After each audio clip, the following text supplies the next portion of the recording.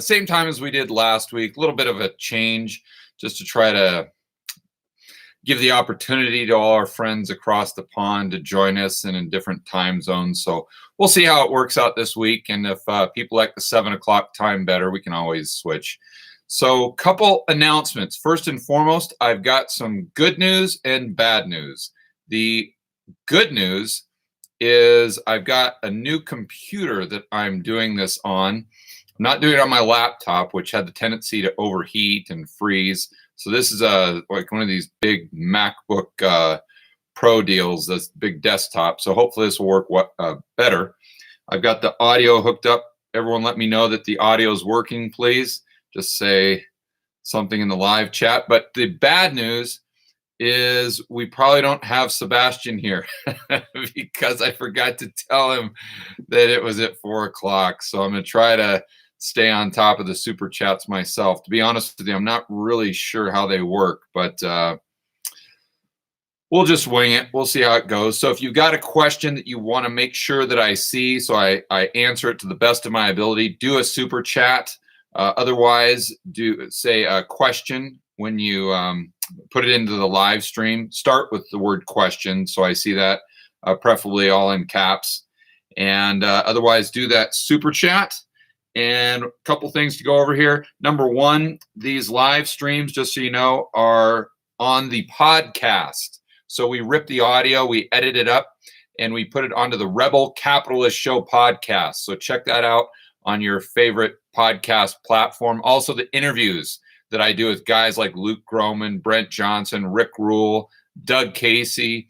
In March, I just had Mark Faber confirmed. So I'm super, super stoked about that. But all of those interviews will go onto the podcast as well. The website, I'm trying to drive people to that email. So if you haven't subscribed to that, make sure that you do. That's at my website, which is georgegammon.com. The benefit to you is that I email you each new video directly, and I also give some commentary that is exclusive to the subscriber list. It doesn't go on the YouTube channel. And in the future, we'll be doing certain content in videos that will be exclusive for the people on that list. They will not be on the YouTube channel. So you want to make sure that you subscribe to that as soon as we get done with the live stream, georgegammon.com, and it'll just pop right up. It's super easy. And oh, Sebastian is here. Thanks, Sebastian. My fault, buddy. My fault. I tried to call you earlier. Totally forgot to let you know that we're on at 4 o'clock. So Sebastian says that he's turning on his computer right now. Very cool. And lastly, I've got some really exciting news. And I get people asking me all the time, George, where should I invest in stocks that pay dividends, like an investment outside of the United States? Or where can I get gold? Or what gold miners should I buy? Or where should I store gold? And honestly, one of the things that served me well in business is I learned quickly that you've got to know what you don't know. And a jack of all trades is a master of none. And what I do know well is real estate and macro. I know that very well. But what I don't know is this kind of a bottoms up approach to stock picking and trying to determine whose balance sheet's great, and especially with these gold miners. I mean, that is complex stuff. And I don't know that well enough to advise you to buy XYZ. So what I'm doing for my own money is I'm starting to study this, and I subscribe to a couple newsletters just to help me invest my own money, not only the investment side of my portfolio, but also that speculative side. As you guys know, that's much different. And I just subscribed to Katusa Research, which is Marin Katusa. I'm sure most of you have heard of him. And so I'm going to dive into that newsletter this week and just try to, I haven't really even got the chance or the time to go into it, but I'm going to do that this week. And anything that I invest in, I'll let you guys know, and I'll just kind of disclose everything, and you guys can kind of follow along on the journey. And I'll probably put up my actual portfolio on my website, so you guys can follow that in real time as well. But I thought that would be cool for everyone. And so just kind of heads up there. All right, let's get into the live or the super chats so I don't get too far behind. I think Sebastian's still turning on his computer. So let me go.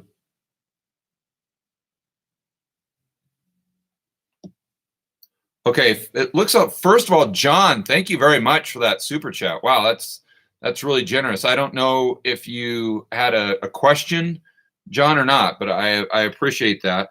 And the first one that's pulling up here from Sebastian is from Electrical Austin. Thank you, Electrical Austin. He asks, Peter Schiff says gold will eventually return to being monetized, as in backing money. What do you think the possibility of gold standard return? I think that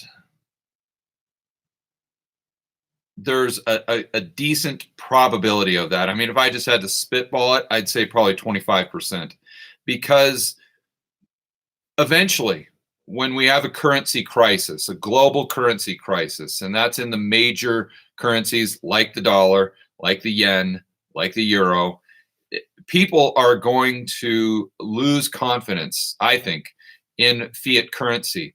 You know, people always kind of say, oh, that's tinfoil hat stuff. That's nonsense. They don't realize that this fiat currency thing that we've been toying around with, that's very, very new in history.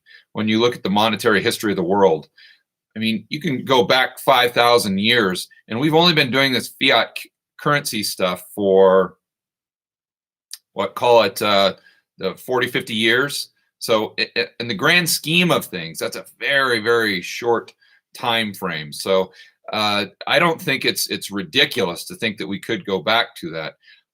On the flip side of that, I can see why we wouldn't, because central banks and governments, it takes away a lot of their power depending on how strict that gold standard is. But I think they may come to a point where they're forced into it, and regardless of whether or not they want to, the market forces it upon them. So you know, a lot of people look at this as like a binary question. Either it's a yes, they were going to do it, or no, there's no way. And I don't really look at things in very few things do I look at in a binary fashion. I always think that there's various shades of gray, and you've got to analyze, okay, well, there's not a 100% probability and there's not a 0% probability. So where is it there on the spectrum? And if I had to guess, I'd say, you know, 25% yes, probably 75% no. Tyler, thank you for the super chat. Do you spend more time finding value add properties, or do you like turnkey style rentals? It depends for whom, Tyler. For people like my sister, who just really doesn't know anything about, well, I shouldn't say that, doesn't know a lot about it, you're going to want to do a turnkey property. I don't really suggest hiring a crew and getting in there, unless you can find someone like Christina, who I've got in Kansas City, who her son kind of, if she's got an investor that buys a property that needs a little bit, not too much, but just little cosmetic stuff, her son kind of manages that for investors that are located outside of Kansas City. If you've got a setup like that, maybe, but again, if it's just cosmetic, if you're just doing paint, carpet, maybe some tile here and there, but a full-on remodel, you're going to want to know what you're doing. So if you do know what you're doing, then I absolutely suggest that, because you're going to make your money on the, well, I'm not going to say that. If you're looking at just the equity, you're going to make money on the buy side. Actually, you know what? I take that back, because even if you're buying for cash flow, you're making money on the buy side as well. It's just, you've got to look at it from two completely different angles. And I try to differentiate between the two, because so many people say, George, well, there's a big bubble in real estate, so how on earth can you suggest buying real estate? And for most of you, you know that it's because I like these linear markets where they're in less of a bubble, let's call it that, where your downside's a lot lower, and you're just going into these starter homes where your downside is even lower, and then you're going into good neighborhoods and whatnot. But the problem with that is people are looking at it the wrong way, because you're not. If you go in and buy a cash flowing rental property right now, you shouldn't be buying it because you hope that the value goes up. Or you shouldn't not be buying it because you think the value goes down. You're not buying the value of the house. That's not where your rationale for the purchase starts. Your rationale for the purchase should start with cash flow. You're buying a stream of income. So as long as that stream of income doesn't change, then who cares what the price does?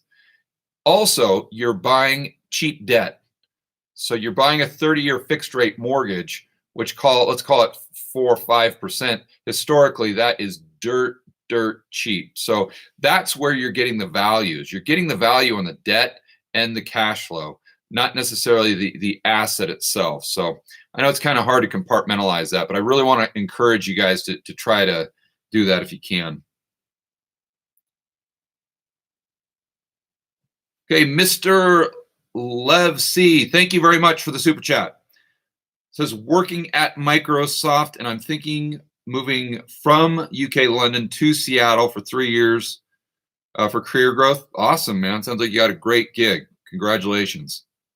Double the income plus lower tax rate. Fantastic. Would you advise, given the USD drop, civil unrest versus exit? Oh, yeah. Absolutely, 100%.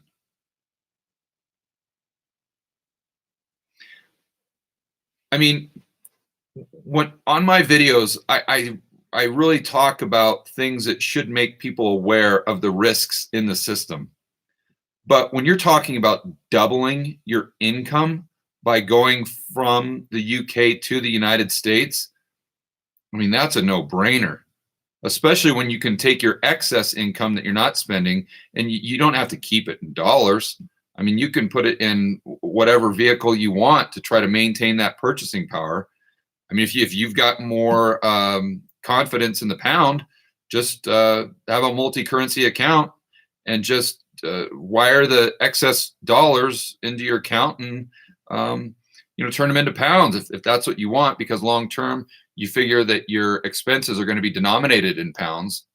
But whenever you're talking about doubling your income, man, go for it. I would totally go for it. Evolve 23, thank you for the super chat. Do you recommend a fourplex for a beginner real estate investor? I plan on purchasing a fourplex, then single family home with 60K down.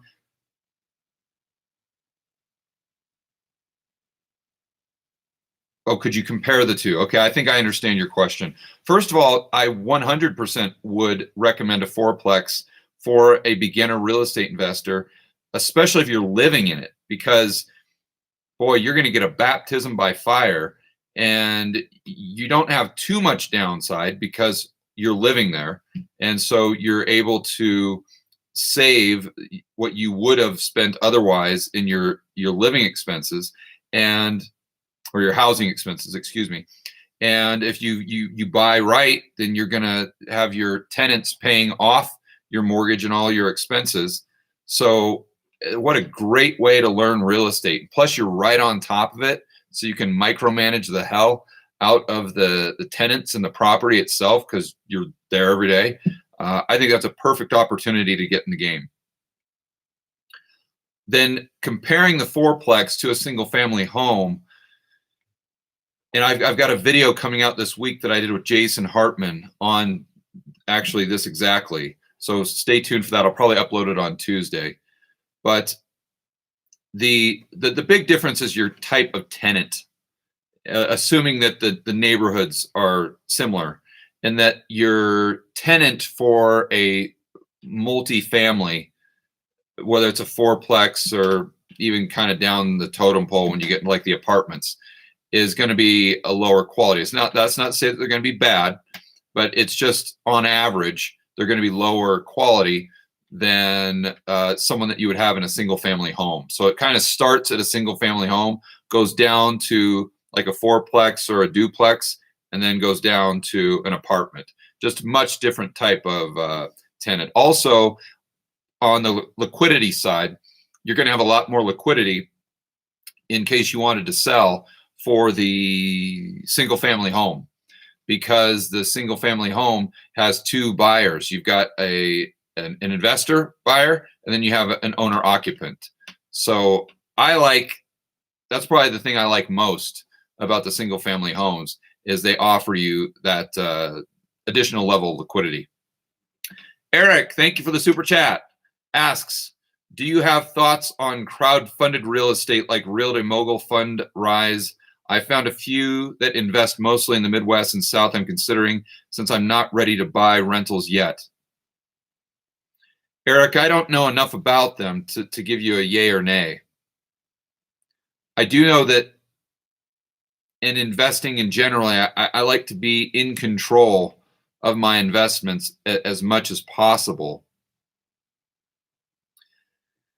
And especially with real estate, it's just such a hard game when you're trying to, when you've got these big pools of money that are trying to buy residential and trying to manage them across states and in different cities, and that is tough, man. That is really, really tough to do it well.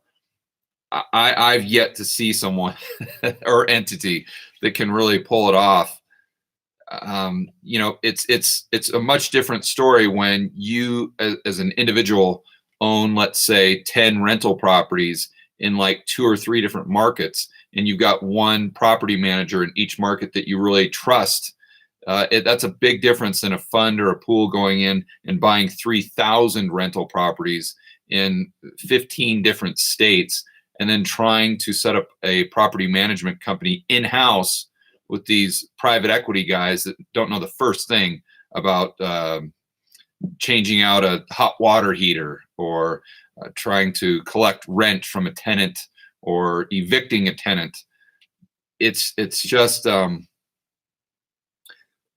I guess your question is more if you've got the choice of doing nothing or doing that.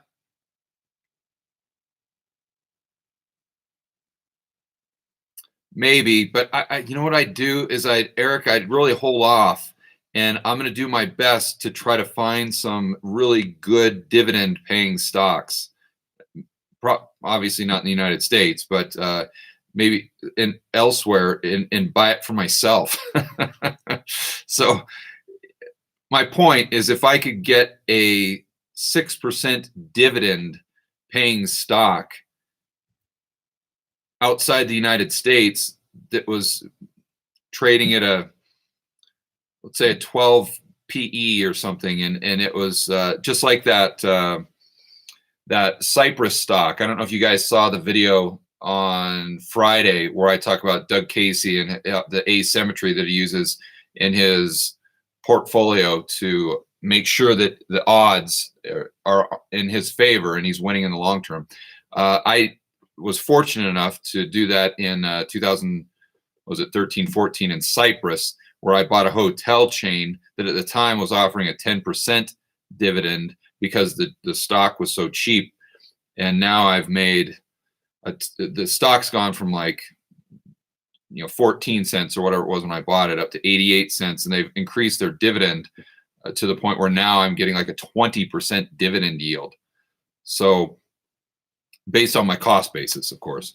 So my point is, if you could get something like that, I would rather have that than go into like a Realty Mogul or Fund Rise. But what I'd prefer the most is to have a nice cash flowing property that I owned outright in a linear market. And you guys know the rest of the story. All right, Farrell, thank you for the super chat. As a world traveler, do you store gold in a vault and pay a fee? Worth it? And concern about access if system collapse. I actually had this question today. from someone in the comments or on Twitter. I can't recall, but I don't store in a vault. I've got a place where I store it. I won't go into that. That could change in the future. And if it does, I will definitely let you guys know what I'm doing myself. So if you want to go ahead and do the same thing, you're more than welcome. But I like the idea of diversifying where you have your gold, especially if you've got a lot of it. I mean, if you've got like $5,000 or whatever, I personally, I don't think that's worth storing. Just me, and again, that's to each their own, but I would rather just bury that in my backyard. But if you got 500 grand, might be a little different story. But I like the diversification within your political risk. So even if you've got a system collapse, or if you've got the U.S. coming in and confiscating gold like they have done in the past, you've got some hedges there. About let's see, any concern about access in a system collapse?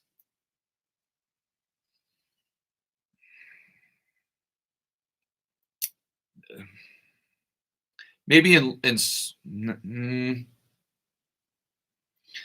mean, I don't know if your question is regarding confiscation, because I would have concern about that in a system collapse in different jurisdictions, because we know the UK, the United States, and Australia has all done that in the past. So in individual locations, I would be concerned, but as far as all the countries doing a bail-in on your gold, if you've got your gold spread out through 4 or 5 jurisdictions, I think the probability of that is extremely low. Okay. Range, I think it's range 2300, something like that. It says, hi, thank you for the super chat, by the way. Hi, George. Hello from Israel and Croatia. Wow, cool places. See, I think we've got a typo here. I'm guessing you're saying since pensions, maybe, or a big Ponzi scheme, would you suggest taking out of the pension if the penalty is a 35% tax? What would you invest in with 100K USD?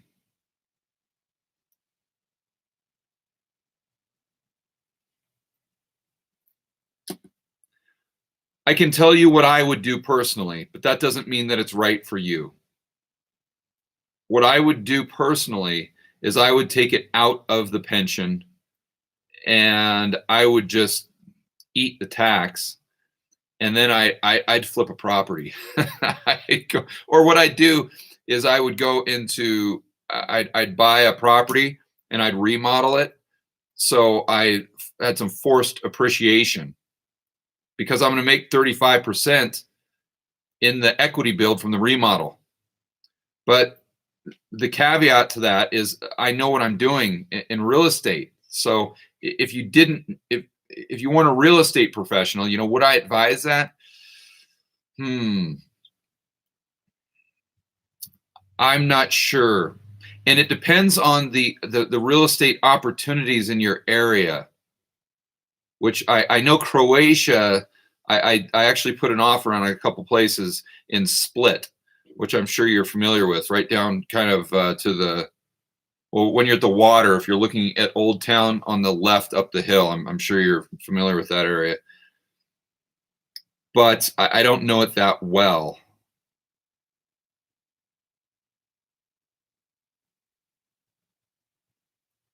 So I'm hesitant to give you a definitive answer on this one, because I don't know your situation. I don't know what type of investments that you have access to. I guess how I'd answer the question to the best of my ability would be, if you have an asset that you can go into that would pay you to own it, and pay you, let's say, 10% per annum to own it, then in 2 or 3 years you're getting your money back and then you're out of the pension, you've got 100% of the equity that you had, and now from that point moving on, all that cash flow is a gain. If you had access to something like that, I would probably do it, because to your point, having it in a pension is, yikes. It's boy, especially if you're in Europe with negative interest rates. Oh man, that's not a good situation for pensions, let me tell you. All right, Daniel, thank you for the super chat. Asks, how important is credit score for business success? Roughly zero. Roughly zero of importance, Daniel. It's just not. It's just not at all. It can be important for real estate investing. If you haven't established a relationship with a bank, like a local bank, then yeah, it can be. But as far as business success, I mean, nothing. I mean, my credit score when I started my first business, my first successful business was, I don't know, it wasn't very good. So the way I started my first successful, well, I always speak in broad terms, as you guys know. Let me be specific here. The first business that I started that did extremely well, that I needed a lot of capital to start, I got that capital from an investor that could care less what my credit score was, because he knew that I could make him a ton of money. And he didn't care what the credit scores looked like, because I did consulting work for him prior to that, and I made him a couple $1,000,000. So that's gonna do a lot more for you than your credit score, is you proving to the marketplace that you've got the skills to make it happen. So I'd be far more concerned with your ability to manage people and to solve problems than I would about your credit score. Hey, Chin Yao, thank you very much for the super chat, my friend. Asks, thanks for all the nice videos. You're very welcome. I recently found investing in gold royalty companies may be a great way to play gold. Yeah, that's your take on this, or what's your take on this? Yeah, and that's one of the reasons why I'm really excited to dive into Marin Katusa's newsletter, because from what I understand, excuse me, from what I understand, he really does that well. I listened to a podcast on that he did with my buddy Eric. Excuse me, guys.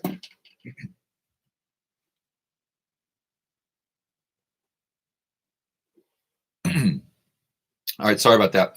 I listened to a podcast that Marin did with my buddy Eric Townsend the other day, and they talked about how gold had gone up a certain percentage in the last year, and Marin, his fund, or his newsletter subscribers had made like a 90% gain, and it's because they're going into not just pure plays on gold, but they're going into royalties and warrants and doing all these other things that might be more in line with a sophisticated investor, or someone like me who isn't very sophisticated from the bottoms up approach, but has access to information from someone that you trust to maybe get involved with those types of deals. So bottom line is, yes, I think that could be a great way. But again, that's not insurance. Let me be clear, guys. That's not insurance. That's for the part of your portfolio that you are allocating to speculation. Unless, of course, you can get a play on gold that pays you a dividend, or actually pays you, then I would consider that an investment. Hey, Archie, thank you for the super chat. Says, wage slave here with decent amount of savings, okay? Should I focus on investing in a rental property or investing in an e-commerce business? Boy, I don't know if I can answer that question.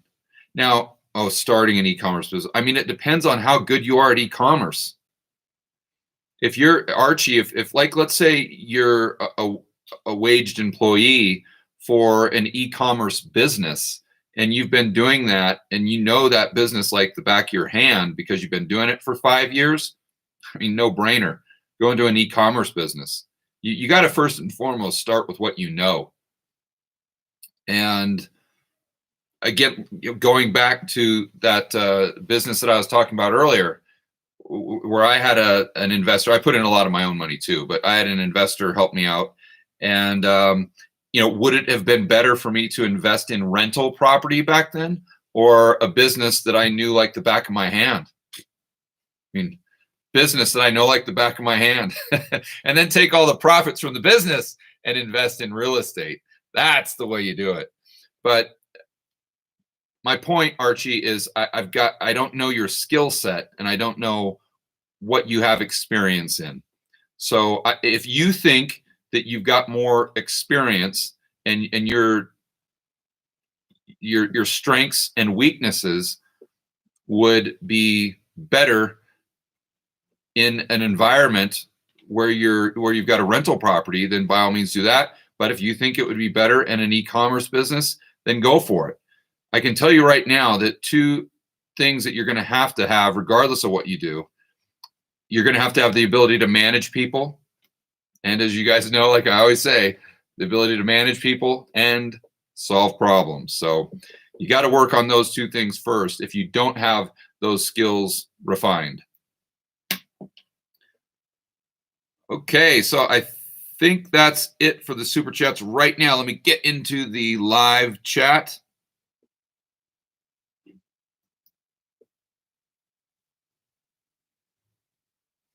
Okay. Alan asks, oh, now the chat's moving on me. Whole world has been talking about dollar collapse, okay? But instead the euro, I'm guessing you're saying the euro is slowly collapsing. Why? And what's going on at Deutsche Bank? They went near bankrupts to FOMO. I don't know if it's FOMO, buddy. I think it's more just the central banks pumping in a ton of liquidity, and that liquidity just needing a place to call home. As far as the dollar collapse, but instead the euro, the bottom line is they're all collapsing, Alan. That's one thing that all fiat currencies have in common throughout history is they go to their intrinsic value, right? They go to zero. And if you look at the dollar cents, or monetary mandarins, as Jim Grant calls them at the Federal Reserve, came into existence in 1913. You look at the value of the dollar, and it's gone down by, call it 98%. So we've had 2,000% inflation since that time. I mean, I would consider that a dollar collapse. I think the dollar's already collapsed. But the euro, they're all tied to one another. So it's not necessarily about the dollar collapsing relative to the euro, or the euro collapsing relative to the dollar. It's all fiat currencies collapsing relative to everything else. Hard assets, that's what I'm referring to, and consumer goods. So I honestly, I think they're all going down. Now, whether they go straight down, that's a whole different topic. I think there's some really smart guys out there who are a hell of a lot smarter than I am that see it going up first, such as Brent Johnson. I mean, he's probably got the most notable theory on that, his dollar milkshake theory, and it makes a lot of sense. So could the DXY go up to 110, 120 before we have a collapse and it loses 50% of its value? Sure, absolutely. But in the end, it's they're all going to the same place.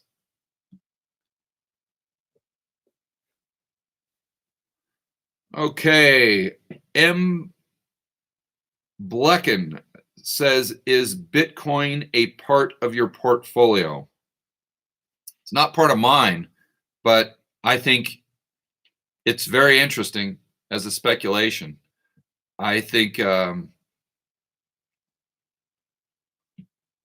would consider it. If I tell you, let me put it to you this way.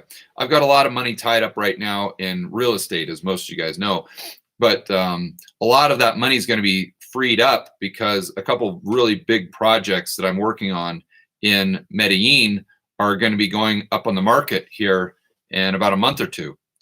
So I'll most likely take a good portion of the proceeds from those sales and I'll invest it back into real estate. But I'll take a lot of that out and start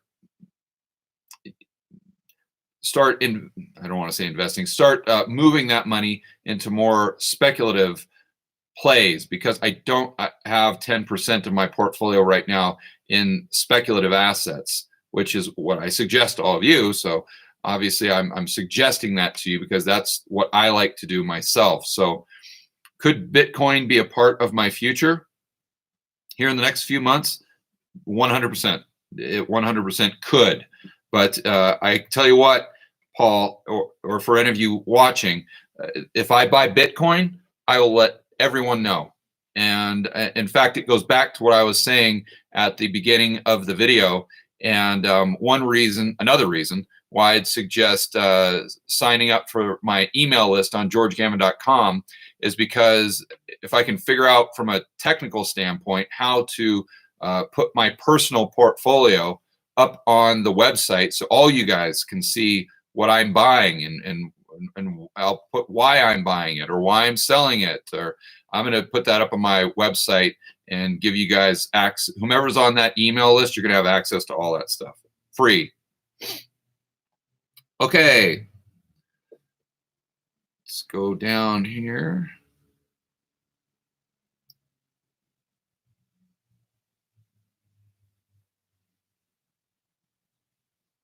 Okay, so Hard Facts asks, what is your current analysis of the coronavirus and its impact on the world economy? Oh, you know what? I'm sorry, guys. I just remembered that every time I say that word in one of my videos, the C word, we'll call it, YouTube demonetizes my darn video. So that's one thing I was going to do, is I was going to make it a point to call it something else, like it's weird. Everything seems to be based around something Spanish. You got the Spanish flu, the coronavirus. Maybe we call it or we had the tequila crisis. Maybe we need some sort of what is another Spanish drink? Maybe we could call it the Modelo cold, or a Modelo cold. I don't know. But anyway, I don't want to go off on a tangent here. But so let's address the question, because this is a fantastic question.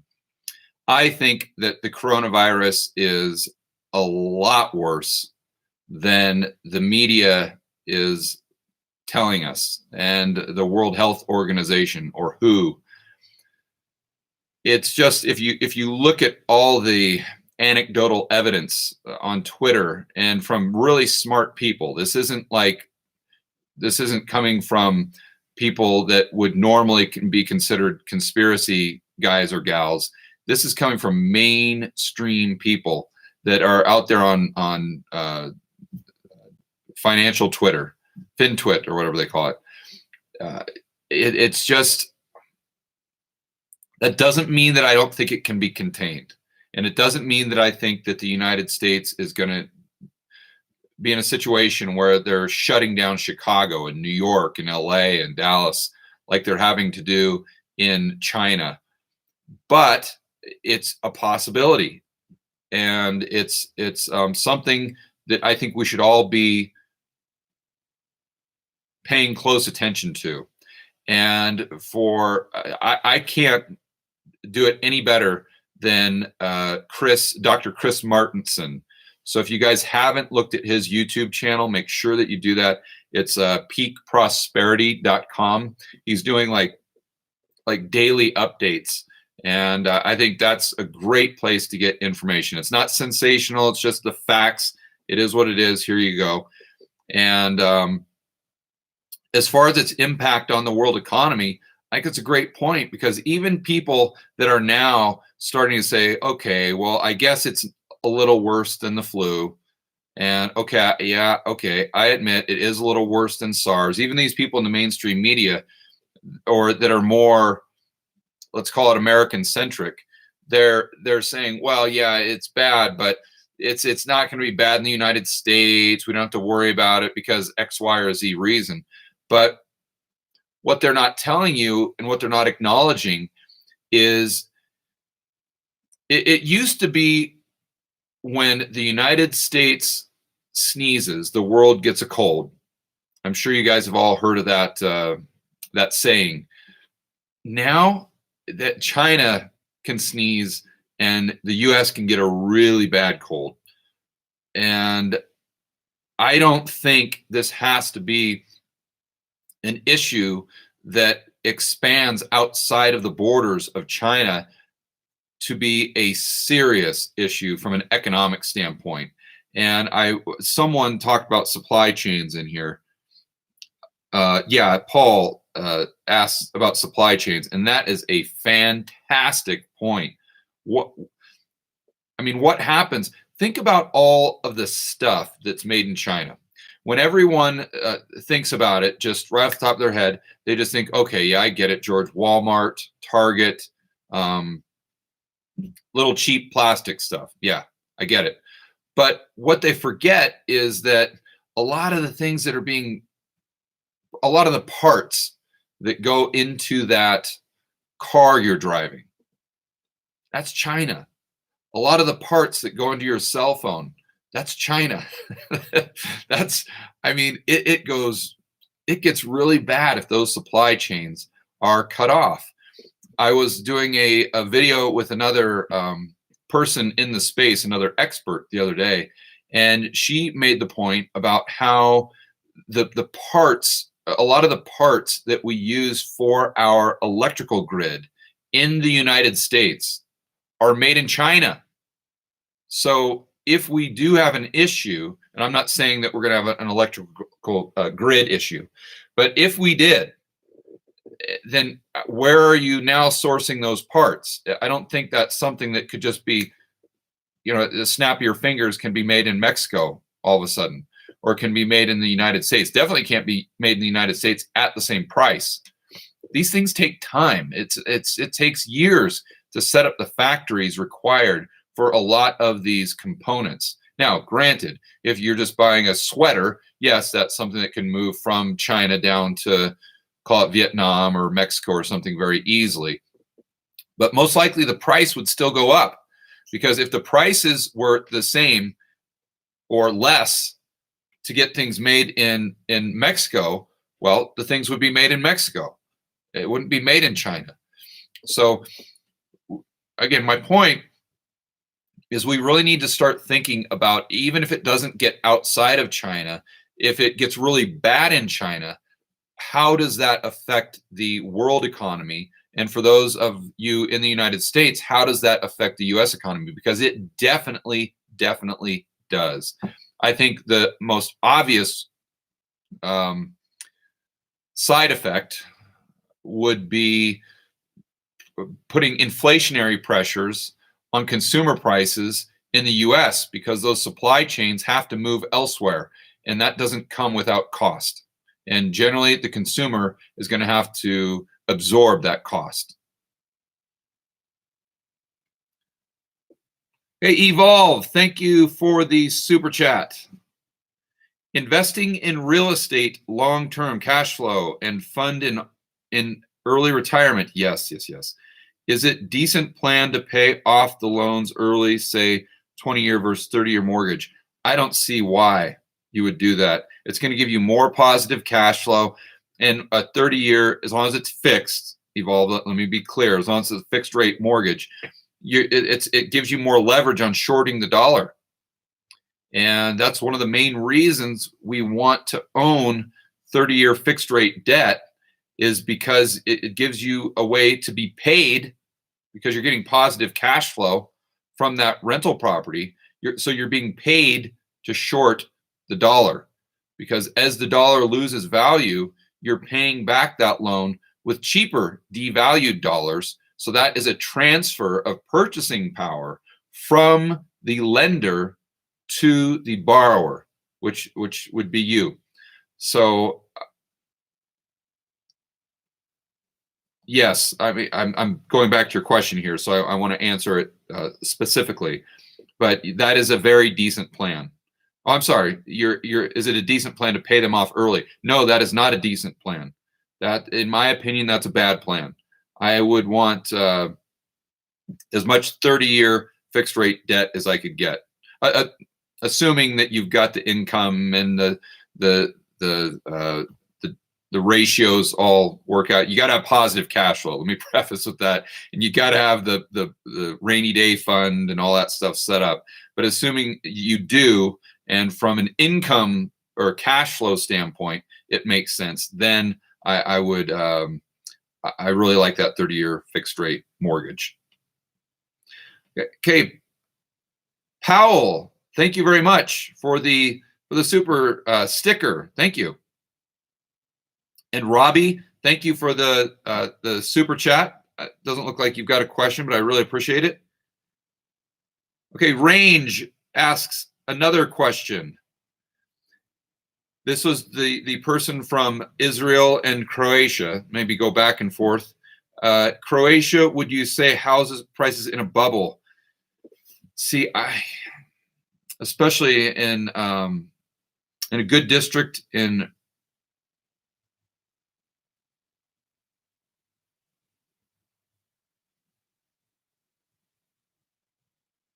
Okay, let me walk through this here for everyone else. I own an apartment in a good district in a Croatian town, 4 hours north of Split. And just for those of you who've never been to Croatia, Split is one of the huge tourist places on the water, on the ocean there, or the sea, which is just gorgeous. If you guys get a chance to go on one of those like cruises that goes through Croatia and Montenegro, you've got to do it. And Split is one of my favorite places. It's got the Emperor Diocles. I hope I'm saying that right. Range, you can tell me if I'm not saying that right. But a Roman emperor has his old castle and town right around there. But anyway, okay, so 4 hours north of a tourist town, you paid 90,000 euros for it, and it's giving you 300 euros a month. Should I sell and buy a different one? Yes, I would sell and buy a different one, because that RV ratio is no good. It's for a $90,000 property, or I'm sorry, 90,000 euro property, you would want, ideally, you'd want to be collecting at least 900 euros a month in rent to have that 1% RV ratio that we look for. So yeah, I would look for another opportunity. Daniel, thank you for the super chat.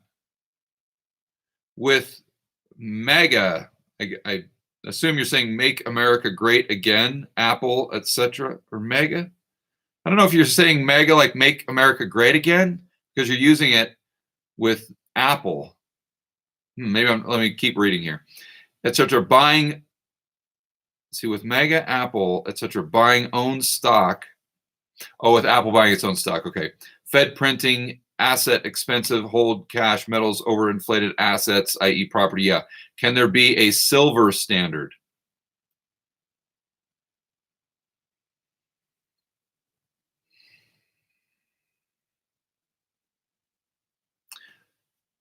It's a possibility, but I don't know that would be better than a gold standard, because of the supply side of silver. The supply side of silver is, according from what I've learned from Rick and from Rick Roll and Doug Casey, the supply side of silver is a lot less predictable than gold, because silver is not always mined in just a silver mine. A lot of time it's a byproduct of other things that are being mined. So I think that it would be probably be better also from a confidence standpoint. You got to remember, Daniel, if we go to an asset-backed currency, or a commodity-based currency, if you want to call it that, it's going to be because confidence in the system is done. I mean, we are in like Venezuela mode, where everyone's just throwing up their hands saying this does not work. We want something else. Forget this fiat currency. We never want to deal with a fiat currency again for the rest of our lives. If they're in that type of mindset, they're going to want the most stable, historically proven commodity out there. And to me, that's gold. But not to say that it's not impossible. I think it's just a lot less probable than a gold standard. Tommy boy, hey buddy, good to see you again on the chats. How's that Corvette going, buddy? Did you convince your wife to let you buy that thing? I hope not. I think she would really hopefully set you straight on that. All right, what happens to all this newly printed Fed money when Wall Street corporate loans collapse? In a fiat monetary system, shouldn't this money be destroyed in theory by the banks? Yeah, you've got to push-pull there, Tommy, because to your point, when they default on loans, or if they're paid back, then that is reducing the supply of money.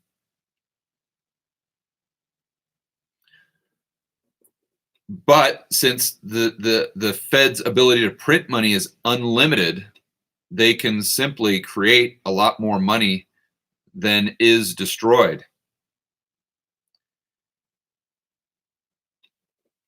And as far as the corporates, the corporate debt, I mean, that is in such a bubble, and you've got so many or so much corporate debt that's just teetering right on the edge of investment grade and junk, right at that triple B. And you know as well as I do, if that if they get downgraded, boy, that's going to get really ugly really fast. That is stiff drink time right there. That is proper stiff drink time. And I mean, that just has so many knock-on effects that it's just that's a hour-long video in and of itself. But I'm doing a video tomorrow that I would strongly encourage everyone to watch.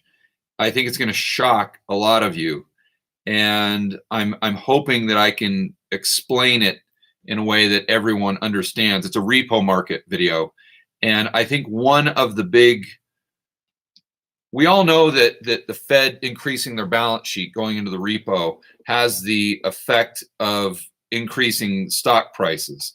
We all know that intuitively, but I don't think a lot of us know why. And we know, well, it's just their money printing, so that finds its way into the stock market. Okay, but how? Like what? Where does it go? And what? Does it go to the primary dealers? And then, if so, how do the primary dealers? Are they the ones that are putting it in the market? Are they the ones that are buying corporate bonds, or are the hedge funds? Because that the additional liquidity going to the primary dealers expands capacity on their balance sheet. And that additional capacity on the primary dealer's balance sheet and orders them to loan more money in the repo market or more cash to the hedge funds, which then can take that cash and put it into the stock market. There's like a daisy chain that that if you do enough homework, which I did this weekend, you can see how there's a direct correlation, and you can see how the money flows. So my point is, I'm going to be explaining that in a repo market video tomorrow. So guys, really make sure you stay tuned for that. And my point, Tommy, with that is that I'm going to be, I think once you watch that video, you're going to be able to see how this nonsense of just kicking the can down the road in the corporate bond market it might go on a lot longer than we think because of this what's going on in the repo market. So Archie, thank you for the super chat. What are some books, sources of info wisdom you recommend that can help one become economically anti-fragile? Yeah, good word. Able to prosper no matter the circumstance. You know, I always think of these books when I'm not doing these live streams. I say, "Oh shoot, I should have I should have written that one down." In fact, Sebastian, if you're listening, just put on our to-do list for tomorrow, or actually for Tuesday when we're not doing a video. I actually want to add that to the website, like a books that I suggest. So another reason for you guys to subscribe to the newsletter or to the email list, because maybe we'll email that to everyone. But first and foremost is Beat the Dealer by Ed Thorpe. And that's a blackjack book. And if any of you watched the Tesla video that I did on Wednesday, you'll know exactly why I'm saying that. That really wasn't a Tesla video, as most of you know. That was kind of my best investing advice packaged as a Tesla video. And but my point with that is that the principles of blackjack are all about probabilities. And the more that you understand why probabilities matter, then the better you're going to be in not only business, but especially in investing. So I'd start there. I'd go to Thomas Sowell, Basic Economics. I would also read all of the Market Wizards books by Jack Schwager. And not that you want to get into trading. Maybe you do, maybe you don't. But it's just understanding the mindset of all these guys and gals that have done so well over the years in the stock market, from Jim Rogers to Druckenmiller to Ed Thorpe to Dalio, and just learning from the masters. And just Schwager asks such good questions, and it's an invaluable resource to really get your mind thinking about investments in the right way. So I'd start with those. And as far as other resources outside of my YouTube channel, you got to go to Real Vision. You have to. And I think it's $180 a month, or I'm sorry, $180 a year, which is just a ridiculous bargain. If you can't do that right now, no problem. They've got a YouTube channel where all their content is free. I actually think they have a lot of free content on their website. That would be my video source. And additionally, for a podcast, Macro Voices. You've got to listen to Macro Voices. I mean, it's like mandatory listening for someone who wants to be in the know about what's going on with global macro right now. So that's where I'd start. And as far as more references and books, just make sure that you're checking out the website or getting on that email list, because hopefully this week, that's something Sebastian can do easily. So hopefully this week he can build a page and then email that to everyone on the list. And I can keep adding to it as well as I find more books and more podcasts.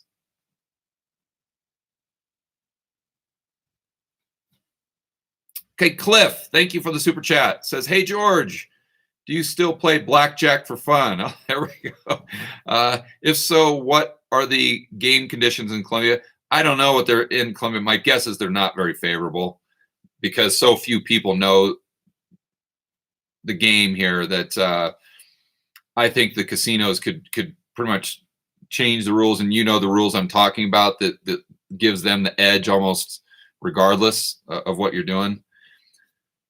But no, I don't really play for fun. Because to me, the only reason I played blackjack is it was a way to train my mind. It wasn't something that I did for fun or even to make money. It was to train myself to think in a way. And so I would literally go to a casino for 8 hours straight, and I would only bet like $5 hands. And I would do that because I knew that if I was playing well and playing correctly, that I could stay there quite a long time with, usually you start with 30 units. And I would do that, and not to make money. I just didn't care. I just wanted to play correctly. And I would try. And you say, well, George, how hard is it to train your mind? Well, the training comes in when you're down, and you know you're down, but and then your mind starts playing tricks on you, that you're like, well, is this working? Is it not working? Maybe this theory doesn't work. Maybe the book wasn't right. Maybe the probabilities aren't correct. And then you start getting into the mode where you're like, well, shoot, the last time I did this, it didn't. Maybe the last time I hit on this number, it didn't work. And your mind just starts playing tricks on you. And you got to get that out of your head, and you've got to reprogram yourself to not worry about whether or not you're making money. That doesn't matter. That is totally irrelevant. The only thing that matters is that you are playing correctly. Why do I say that? Because if you play correctly in the long run, you're going to win, because the probabilities are on your side. And that transfers to business.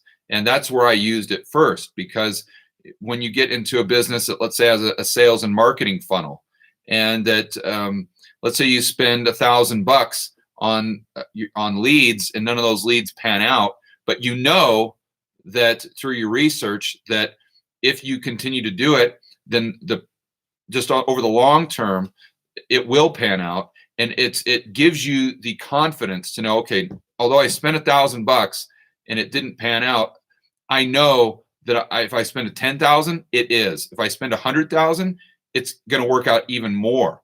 Meaning that the odds, you get the law of large numbers are in your favor. So the more you spend, the higher the probability that you're actually going to turn a profit.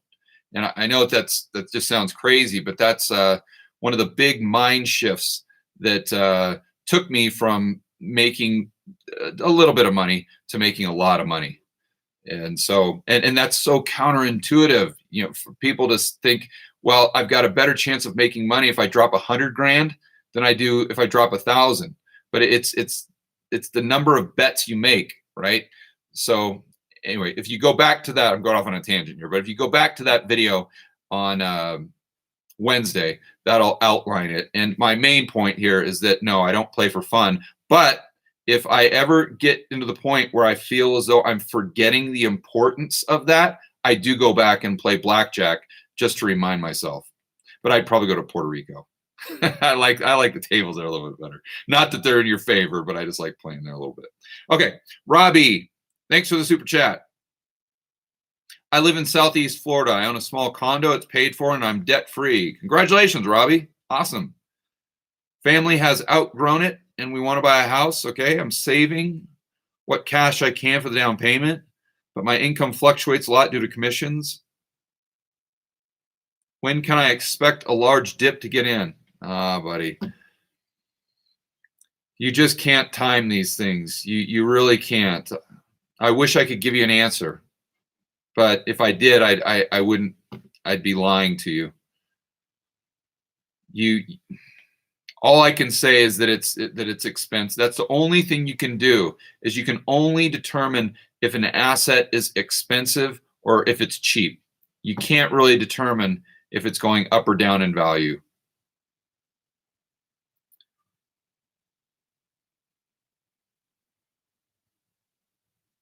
I wish I could give you some. I'm trying to think out loud here to see if I could maybe give you some advice. I don't know if maybe you could try to house hack. Your significant other probably wouldn't like that too much. Plus, if you got a family, that probably wouldn't pan out. But if it was just on paper, that was probably what I would do. Is I would look for like a triplex, because then if you're worried about having that steady money coming in, it sounds like you got a sales gig, then you wouldn't have to worry about that because your tenants are paying your mortgage.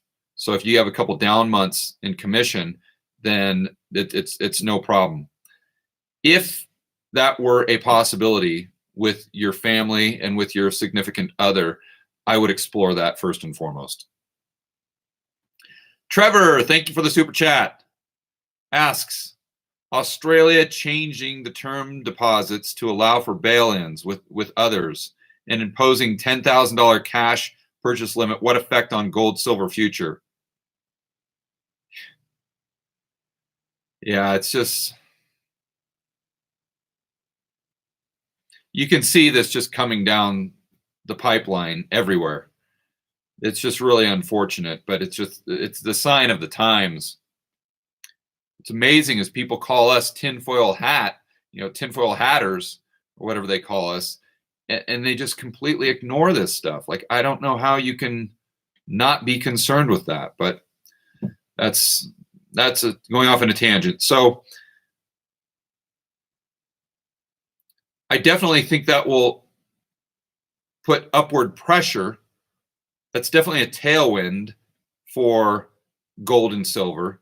Now, if that's going to dramatically affect the price, I don't know, because Australia,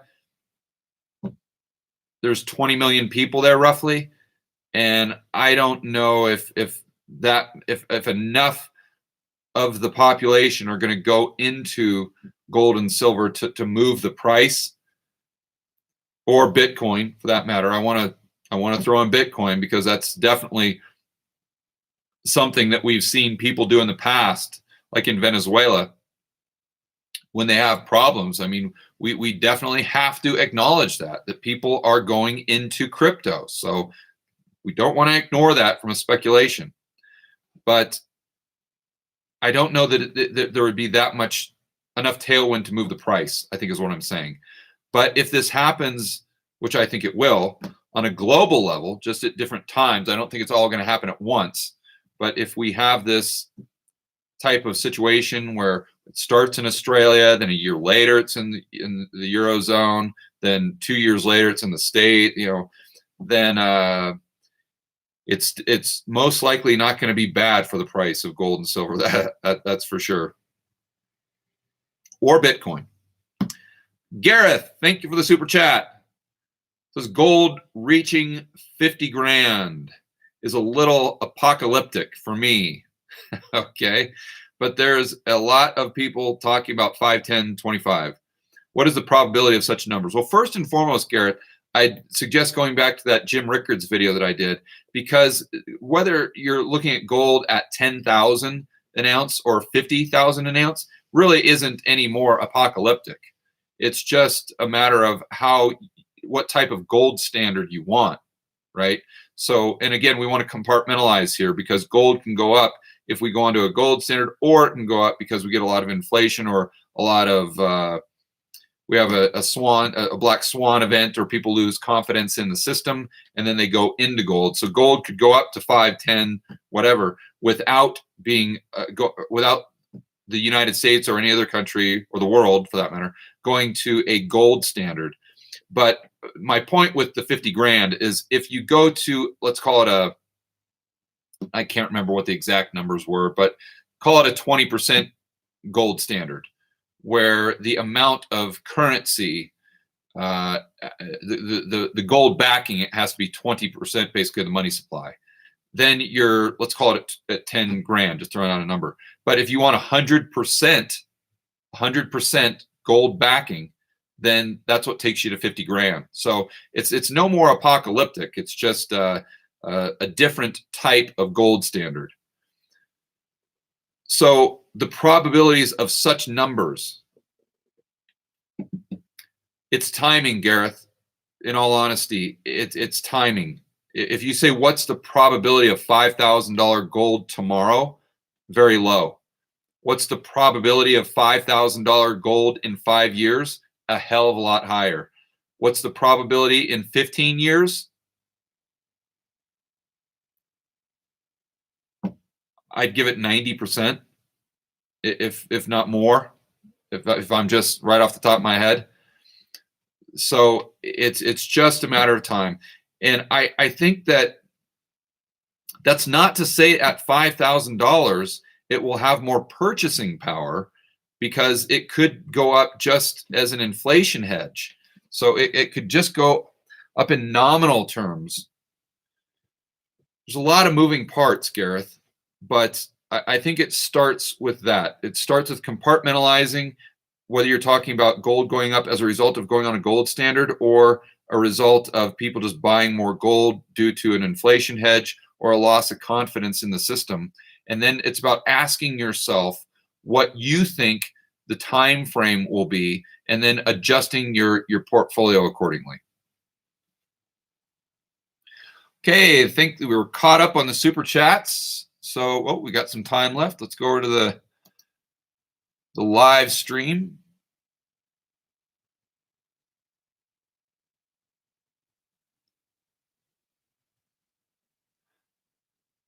Okay, looks like Argonautics did a super chat. Thank you very much. But the question, right, is in the live stream. So Sebastian, oh, there you go. Sebastian just texted me the question. Got it. George, do you consider REITs or dividend paying stocks an investment? Yes, I do.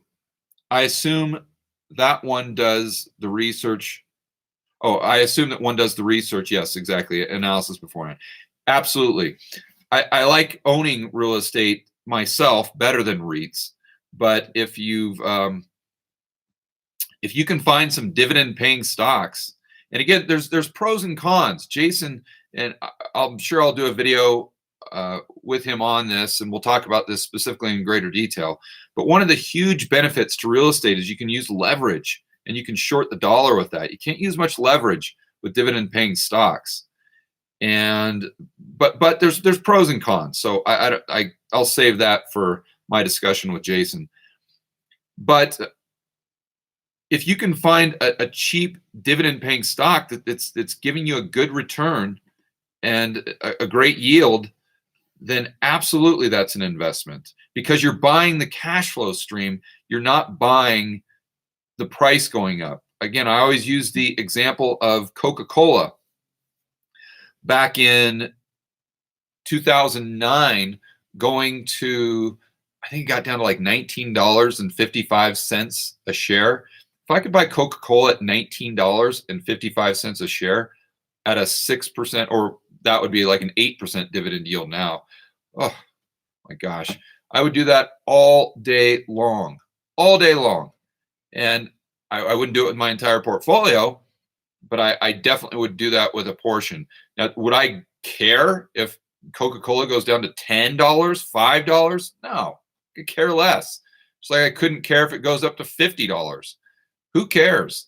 Because I'm just collecting that income stream, and I'm doing it with a company that most likely, on a moving forward basis, will be increasing the size of that dividend. So although I may be making 5 or 6% now, if they're going to continually increase that dividend based on in 10 years, 15 years, let's say, based on my cash basis, the cash out of or my cost basis, excuse me, the cash out of pocket, then your dividend goes up to 10%, 15%, 20%, just like that stock did that I purchased in Cyprus based on reading a newsletter from Doug Casey, that it was paying a 10% dividend, and then it kept gradually increasing its dividend to now, based on what I paid for the stock, it's at a 20% yield. So for sure.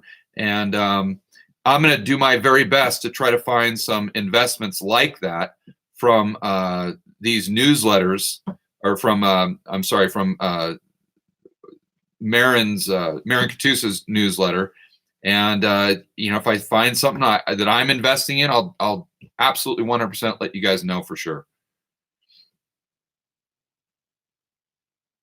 Okay, Crypto Bacon, thank you for the super chat. Says, when will you have Trace Mayer on your show? I'm not sure. I like Alex a lot. Alex Saunders, the guy that I had on. So I'm definitely gonna have Alex on again, but I don't have any. I just have to look Trace up and see what he's doing, and if he's doing stuff that I think is pretty cool and aligns with what we're talking about in macro, I'm definitely not opposed to having him on. I'm doing some interviews this week, in fact, with some people that are are outside of the scope of what I typically talk about, just because I want to add some variety and I want to make sure that you guys are getting a complete education, because this channel's not just about crazy governments and out of control central banks, but it's also about building wealth and thriving from a standpoint of personal freedom and financial freedom. And that encompasses a lot of strategies. So the one gentleman that I'm interviewing on Tuesday is a guy named Mark Spiegel, who's very famous for being a Tesla short. But I'm not going to talk about Tesla too much, because I don't want to get into that back and forth with people. I think that there's plenty of other guys that do that. If you want to do that, watch my buddy Chris, his podcast, Quote the Raven. He really gets into the nitty gritty, and those guys know the dynamics of the balance sheet a lot more than I do. But what I do want to talk to him about is what goes into his process. Like, why does he do? What makes him choose a specific short position, and what makes him choose a deep value long position, like a dividend paying stock? He's a money manager. So I really want to kind of get into his mind to understand what makes him pull the trigger and how he analyzes a balance sheet, so that all of you guys, including myself, can learn to do that better and make more money and have better returns in our own portfolio.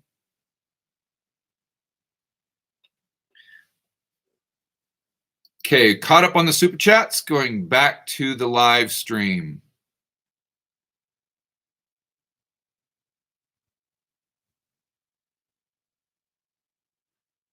Okay, question, Ben.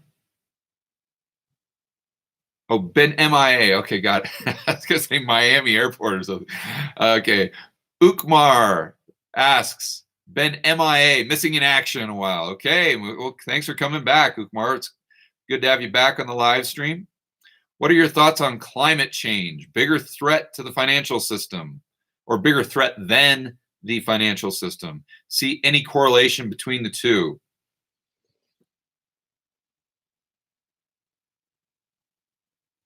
Climate change, in all honesty, is not something that I have studied that much of.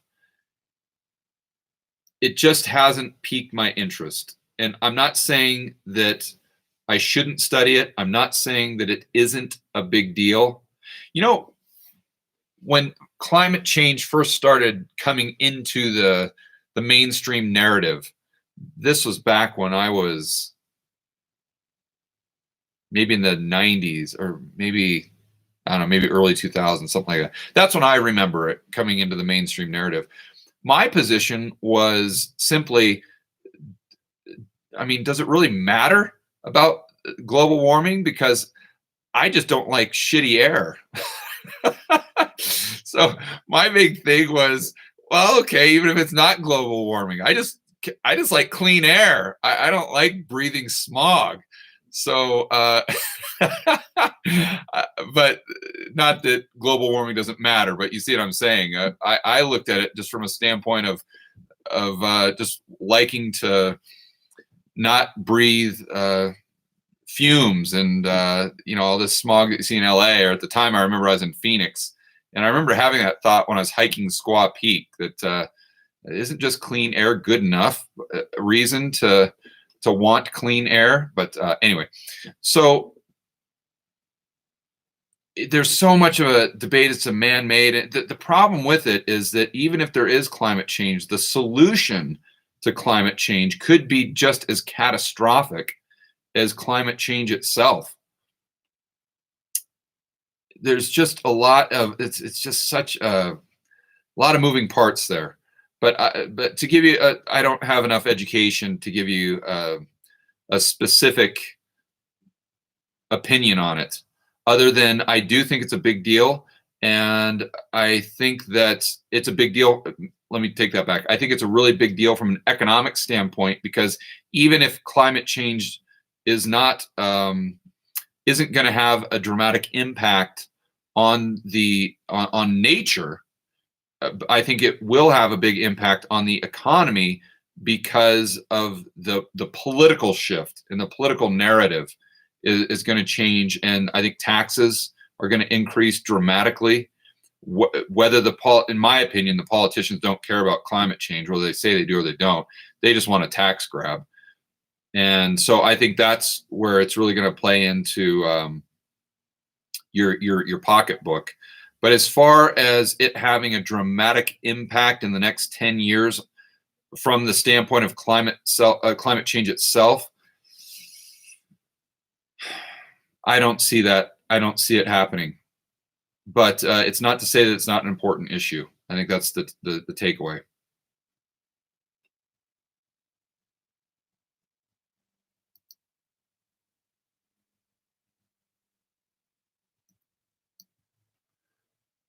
Okay, so we're all caught up on the super chats. Yes, let me go back to the stream here.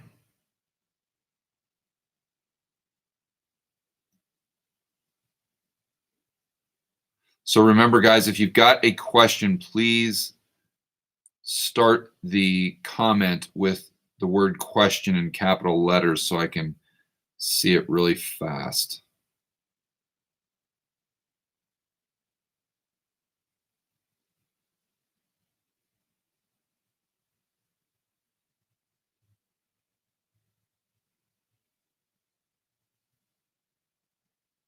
Here we go. Question. Acrobat Mapping asks, did you see Gundlach's article on copper gold ratio? And since copper is plummeting, do you think that Powell will need to cut rates faster to keep the 10-year above the 2-year? So in other words, to keep the yield curve from inverting.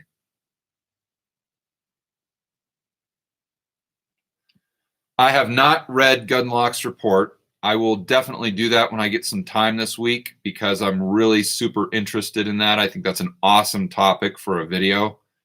And anything that Gundlach puts out, I'm going to want to read that because I've got a lot of respect in his opinion. I think Powell will need to cut rates for a lot of reasons. An inverted yield curve is definitely one of them. But I know this sounds crazy, but I think the government, more specifically the Treasury Department, can force the Fed to lower interest rates if they want, for political reasons, for whatever reasons. And I know that sounds very tinfoil hat, but make sure you watch tomorrow's video because I'm going to be outlining how that works. And I promise you that once you get done watching that video, it's not going to seem tinfoil hat at all. It's going to seem like that's almost for sure. It's going to seem like that's, I don't want to say for sure. It's going to seem like there's a very good probability that that's what they're doing. I'll put it to you that way. So I think that because it's an election year and they know that the government and Trump knows that the market's basically a proxy on his popularity, they're going to do everything they can to juice the market. And that means lowering the interest rates, getting the yield curve to steepen, and that means lower interest rates. And Powell, I don't think, is going to have a choice. In fact, he doesn't have a choice because the way things have been set up since 2008. Let me just give you a teaser here.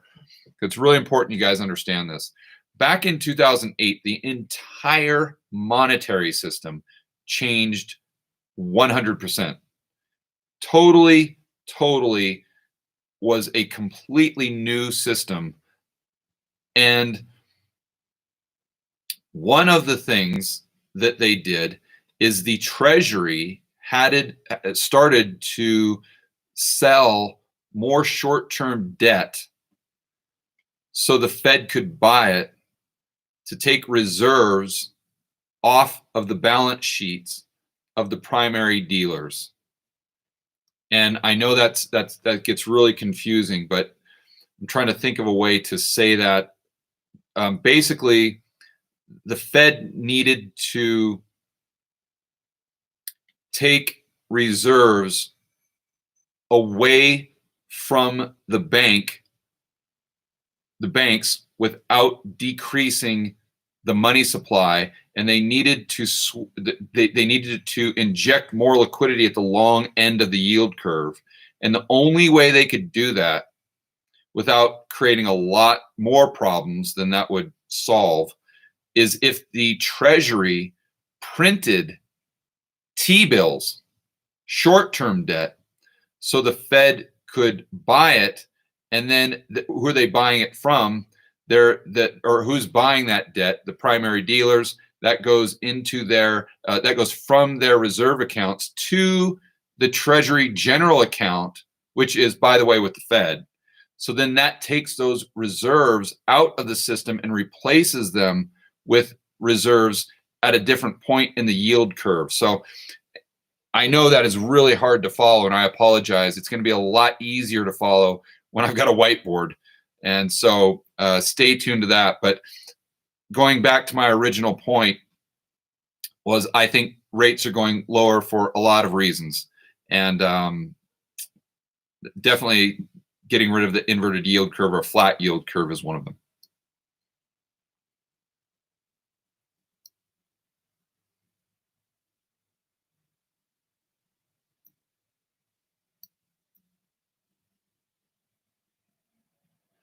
Okay, LA Clinky asks, are bonds within the permanent portfolio still a good asset?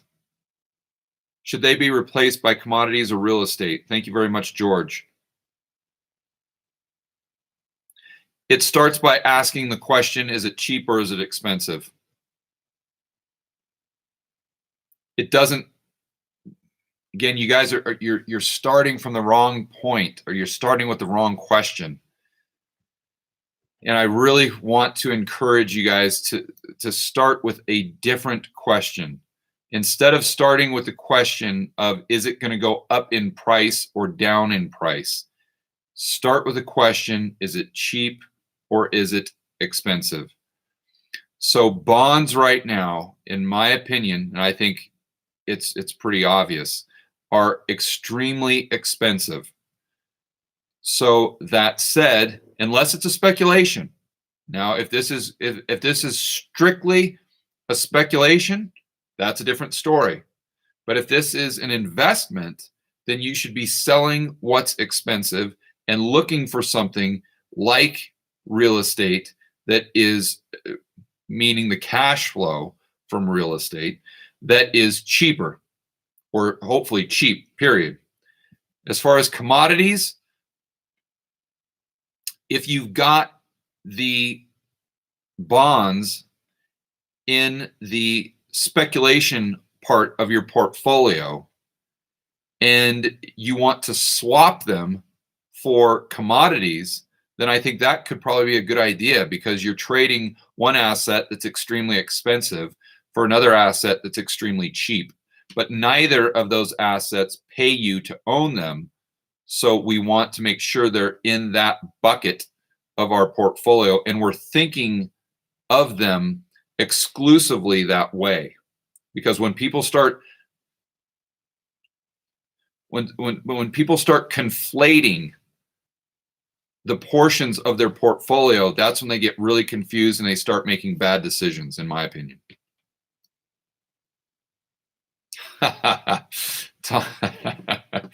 Thank you, Tommy boy. Thank you for the super chat, buddy. I appreciate it. But you still didn't answer my question. Did you buy that Corvette? Let's make sure you put that in the chat stream here. Or maybe you don't want to fess up to it. By the way, Tommy boy, did you see Ford versus Ferrari? Man, that was a good movie. Oh, that was an awesome, awesome movie.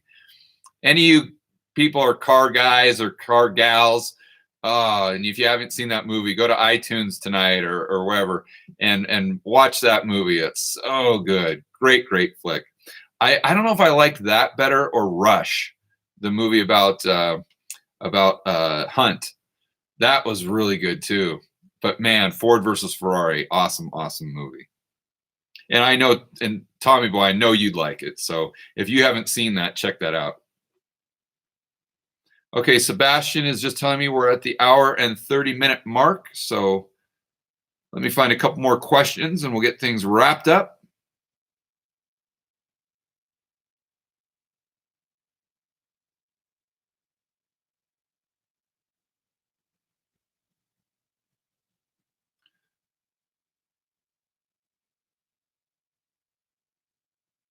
Oh man, I'm trying. Sorry guys, I'm trying to stop the chat stream so I can see a question.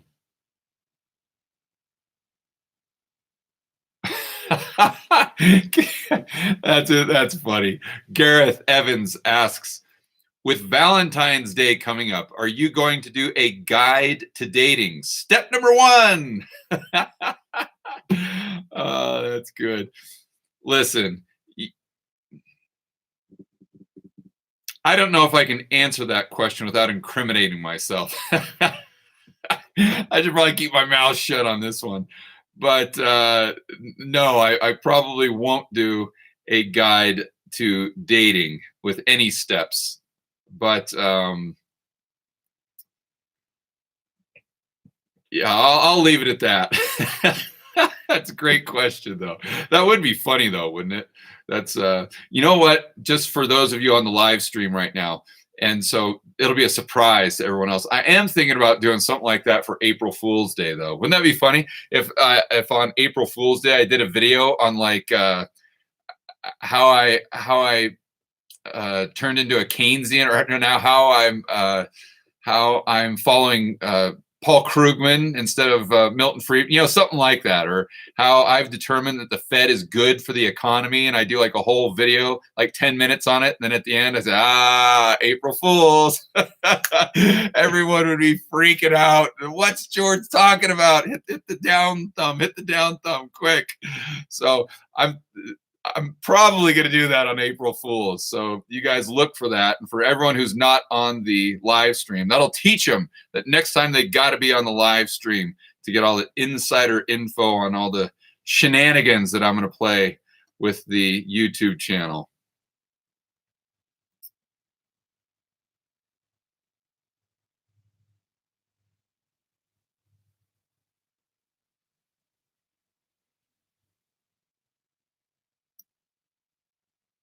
Shoot. Let me get to the.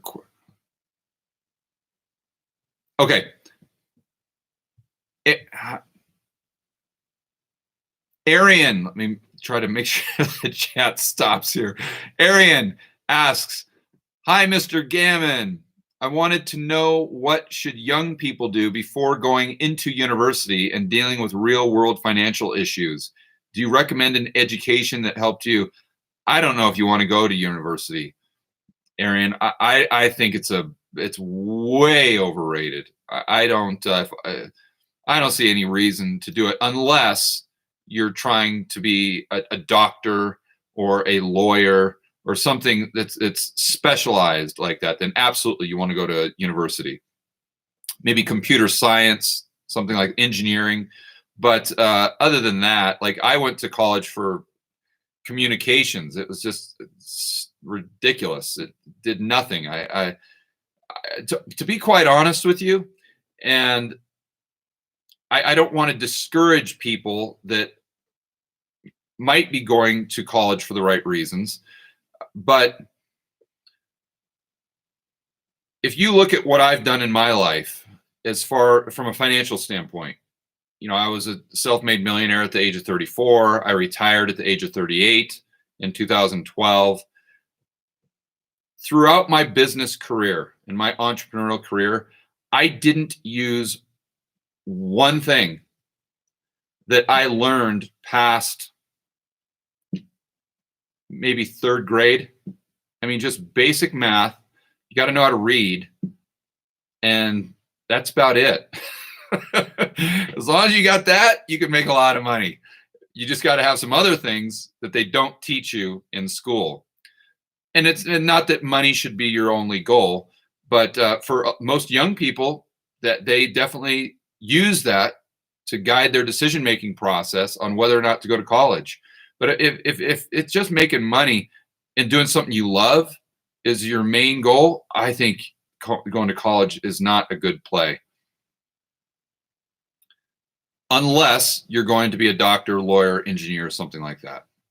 And the best financial advice I can give you right now, Arian, is to get into, even if you're going to college, try to find a gig in the field where you want to work, or where you want to be an entrepreneur, where you want to start your own business, and just work for free, or work cheap, do something, even if it's nights, whatever, just so you can get in there and learn skills and understand that business. And then when you get out on your own, you can use that industry knowledge to parlay that into a really awesome job, or maybe into your own company.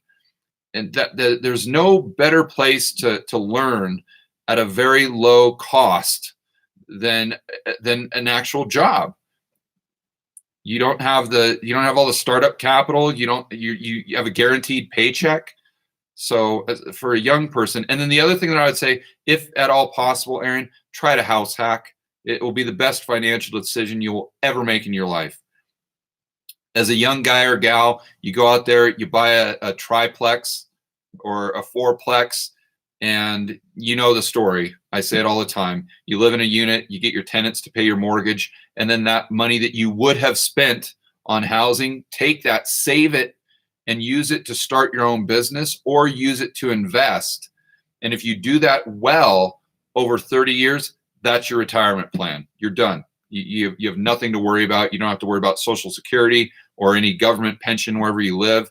You are complete in control of your retirement destiny.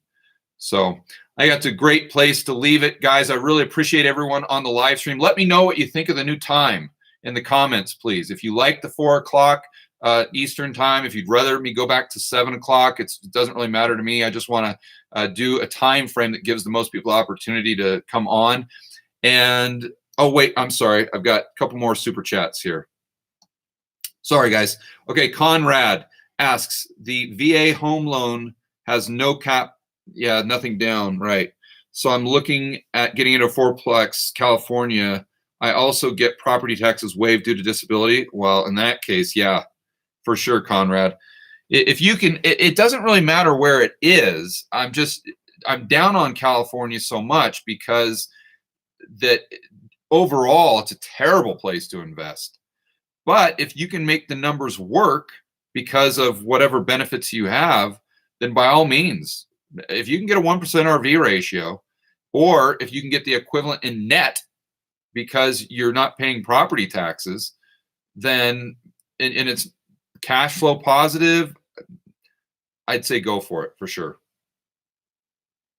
It's just all about the numbers. But another thing you have to weigh into that, Conrad, though, is you've got a lot of headwind in the state of California from a standpoint of property taxes and a lot of other things. So rent control, another one. So you've got to weigh that into your decision-making process. But from what you've just told me right here in the quick little text, it looks like it's something you should explore. Baxter, thank you for the super chat. Says, thoughts on taking out a mortgage and investing in Tesla call. Come on. No. What are you talking about? I don't know if that's a serious question or not. You might be trolling me, Baxter. If you are, good job. But just in case you're not, let me answer that. Thoughts on taking out a mortgage, I'm assuming like taking home equity out of your house and investing it on Tesla calls to expire next month. No.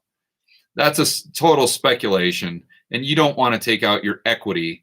You don't want to take part of your portfolio that's allocated to an investment and turn it into a speculation. That's not a good move. Just if you want to take out your mortgage or take out equity, make sure you're buying something that's an actual investment that pays you to own it, not speculating on Tesla calls. Okay, then as a final reminder, guys, Go to the website and put your email address in there. Get on that email list so I am sending you those videos directly. I'm giving you my personal commentary that's exclusive. You're going to get exclusive content. The benefit to both of us is it allows me to have more control over the distribution of my content. And because of what's going on with all the social media platforms, as we know, that's what I'm trying to do. I'm trying to get as many people from the YouTube channel over to the email list, so I always have control over my videos going to the people that want to watch those videos or that content.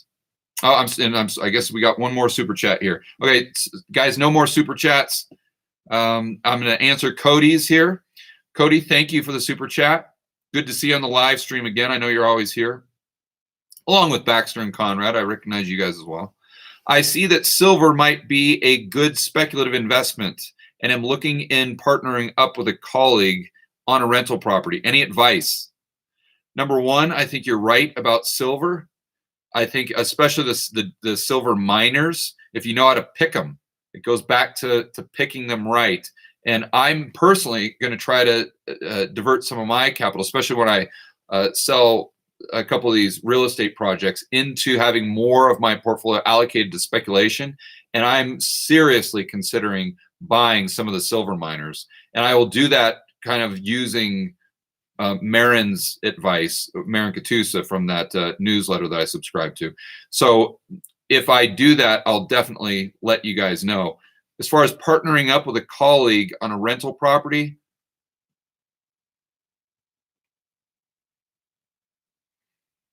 it depends on who the colleague is and how well you know him or her. You got to remember, whenever you're getting into a business partnership with anyone, you're basically marrying that person. And 50% of marriages end in divorce, right?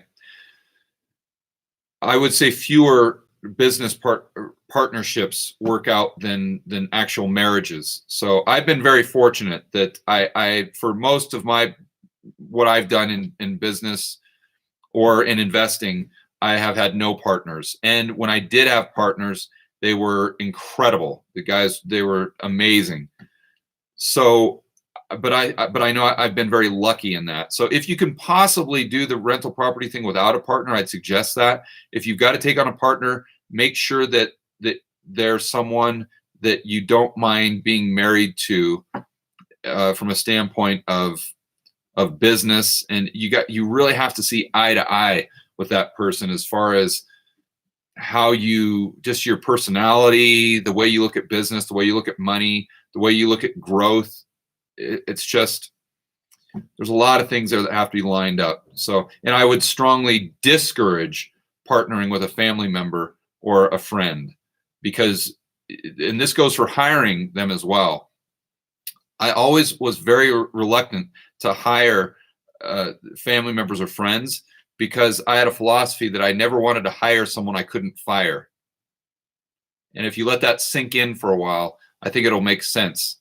My point is that you never want to be held hostage by one of your employees that isn't pulling their own weight, in the sense that you cannot fire them because you risk losing the relationship, the personal relationship that you have with that person. And you don't want to be in that position.